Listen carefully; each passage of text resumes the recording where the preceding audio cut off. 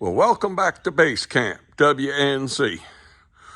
We're here right now.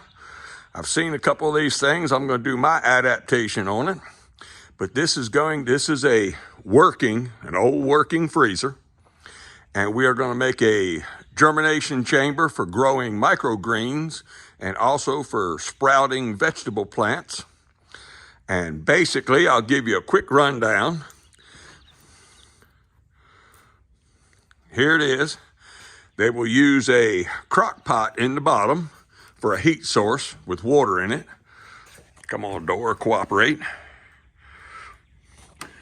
In order for the trays to fit, it has this shelf. We'll take these shelves out, turn them upside down.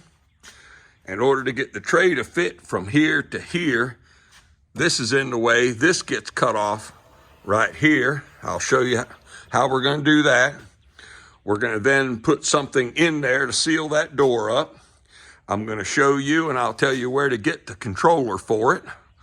So it's a pretty simple build. You'll put the trays in here and I'll do another quick video on that. In like 3 days, this thing will maintain 75 degrees and enough humidity in it. And in about 3 days, most seeds will be germinating and be up. So let me take you along on the build and I'll show you what all it takes. Most people doing this thing are using a conventional Sawzall. I'm a little bit leery about the wires and the placement of that controller. So what I'm going to be using is this Diablo metal cutoff blade so I can sneak in real easy and just cut just that plastic edge without going in any further and maybe cutting the wires off. Well, like I said, most people would cut this out right here, the line. Right here's where we're going to be cutting it, as flush as we can to the door. But then right on the other side is electric controller. And then there's a wire, and I don't know exactly what all this wire comes out here, goes in the bottom of this door. I assume it just runs that controller, but I'm not sure. So I don't want to stick like a 6-inch long blade in there, and I don't know what I'm going to cut. This way I can take this saw and cut just the thickness of this plastic out right here, all the way around. And then we'll come back and sand it down and make it smooth. Well, I got to apologize, and I've heard a bunch of stuff, and this is for Patriots United. I somehow took the tripod out of my vehicle, so I can't put it on there. So I'm going to cut just a little bit, one-handed, trying to hold this thing and show you it really cuts easy. There's nothing big to it.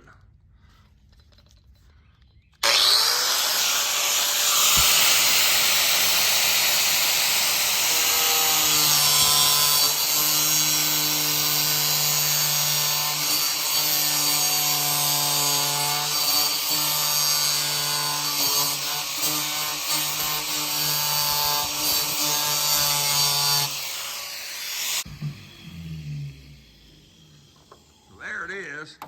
It won't take much to cut. There is styrofoam back there, but single-handed I can't move fast enough, so it kind of melts it. So what I'm going to do is put the phone down, the camera, and cut this thing off. Well, there it is. We cut that piece off, and now, of course, we have an edge right here. We're going to sand that down, and this is just some kind of cardboard insulation board. We're going to cover that with something because there's going to be a fair amount of condensation in here. And basically, this is some kind of insulation board, cardboard. It would get wet. It would run down there, puddle up. We're going to take care of that.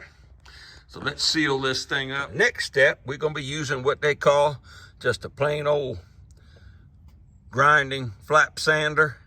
Here it is, made by Diablo. It's a 40 grit.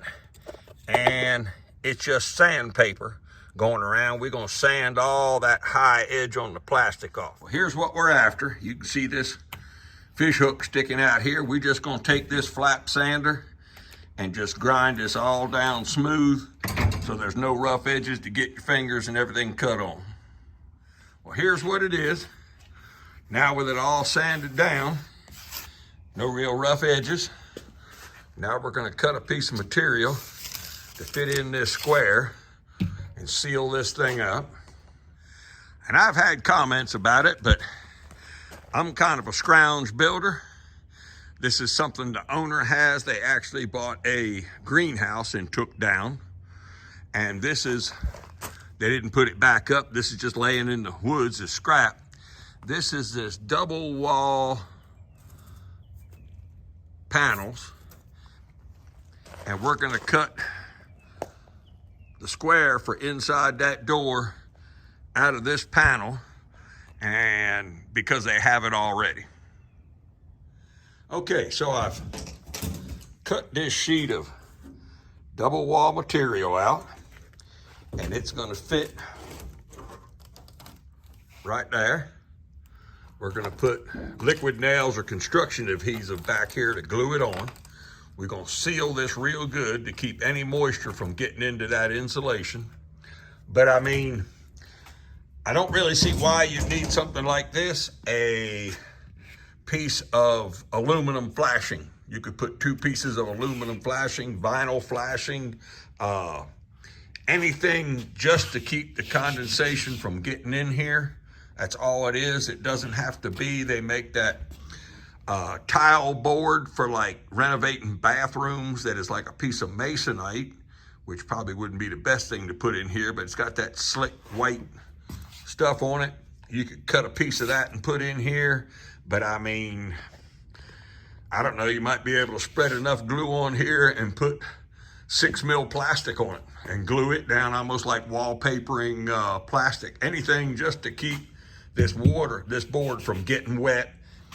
And then just remember, we're gonna do this here is when it runs down here, you don't want the water to puddle and drain inside the door. You're gonna want enough caulk so that it comes out and goes off.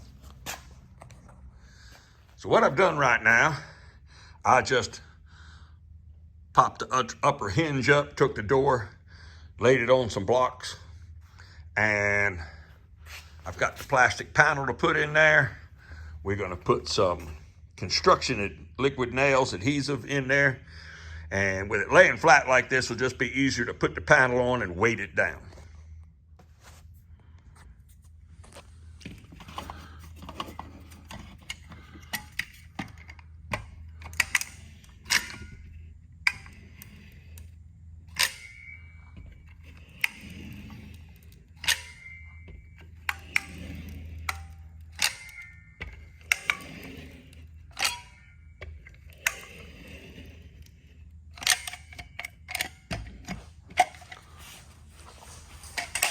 So there's glue on the entire thing. Let's see if I can.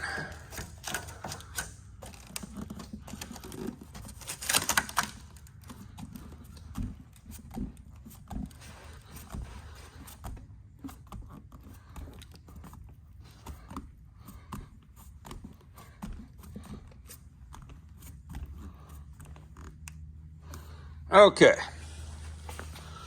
It's pushed down. Let me find some boards and some cement blocks or something to kind of weight it and hold it down.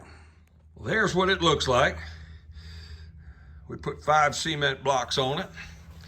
And now we're going to take the caulk gun and go all around here, fill in all these holes, but between the board and other foam and between here, we're going to try to stop any places where the condensation will run down and then puddle up in the bottom of the door and rust it out. Not that this is a real long-term project, but might as well do it right if you're gonna do it. Okay, with this thing gluing, for anybody keeping track, that was, of the small little tubes, that was 2 tubes of liquid nails to glue the panel down, go around the edge, and then come back and go around the plastic to that styrofoam to kind of seal it all up. And there's still a little bit left, but it took 2 tubes for that. Now let's go in here and do the shelves while that's curing out. And of course, this is the way the shelves are. They have this lip standing up so stuff in your freezer doesn't fall out. And they're in the way of the trays. So these little white pieces right here just have a thing. You just push them over. And then what that does, it lets this shelf slide. You can then turn it over, put them back in, put them in that hole, another hole, slide them back over, and then just replace this little snap-on piece right here. And now they're out of the way. The trays can hang over this edge without being in the way, because you need this part out to here. That's why we had to cut that part of the door off in order to have enough room to get the trays in. Well, here's what we're going to be using. This is let me get some light on it. It's an INKBIRD setup. It's a high-low setting. Here's basically what it is, made by INKBIRD. Temperature probe, and here's exactly what it is. It's an ITC-308 plug and play temperature control. And what we'll do here, I'll have to move this thing over to the wall to get it to it, but you have a receptacle. One says cooling, one says heating. You plug the freezer into the cooling, of course, and it's going to be heated with nothing but a crock pot with water in it.